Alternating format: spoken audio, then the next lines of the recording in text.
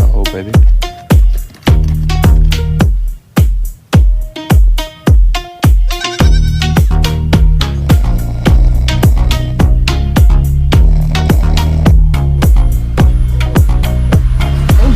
Hey.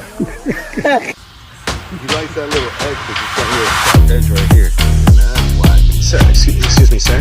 Ooh, thank you. Eddie Murphy. Oh, shit.